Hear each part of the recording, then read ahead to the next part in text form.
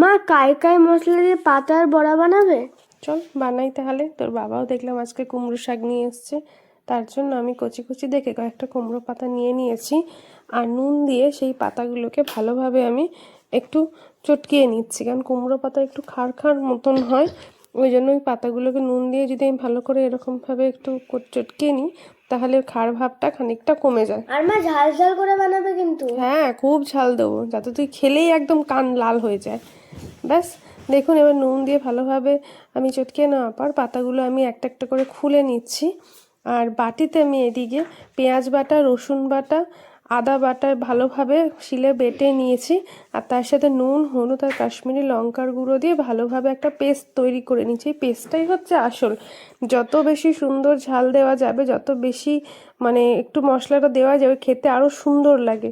ব্যাস পাতাগুলোকে এবার আমি একটা একটা করে সাজিয়ে নিয়েছি একটা থালার উপরে দিয়ে।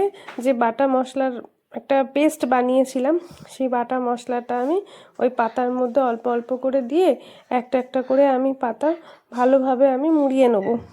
ব্যাস মশলাটা এরকমভাবেই আমি ছড়িয়ে ছিটিয়ে দিয়েছি। আপনি এটা বাড়িতে গরম ভাতে ট্রাই করতে পারেন, খেতে অসম্ভব সুন্দর লাগে। আর যদি একটু ভালো লেগে থাকে তাহলে একটা like, comment, share and subscribe অবশ্যই করে দেবেন। এগুলো হচ্ছে অনেক আগের রান্না, এটা আমি আমার ঠাকুমার কাছ থেকে শিখেছিলাম। আর এই রান্নাটা আমি একবার করেছিলাম, আমার ছেলে তো খেতে এই রান্নাটা খুব ভালোবাসে।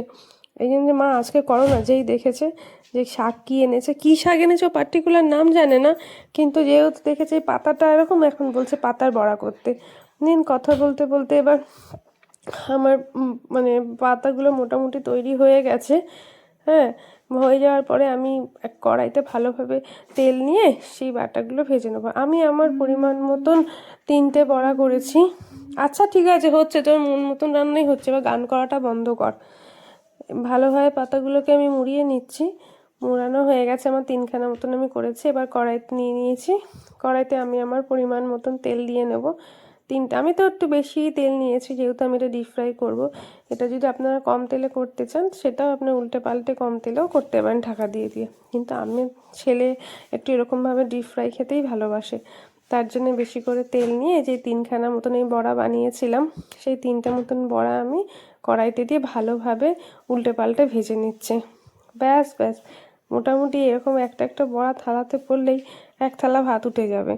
খেতে খুব ভালো লাগে এই গরম গরম এই মশলা, বাটা মশলা দিয়ে কুমড়ো পাতার বড়া। ব্যাস দেখুন, আমাদের একদম বড়ার একদম রেডি। আপনারা এটা বাড়িতে অবশ্যই ট্রাই করবেন।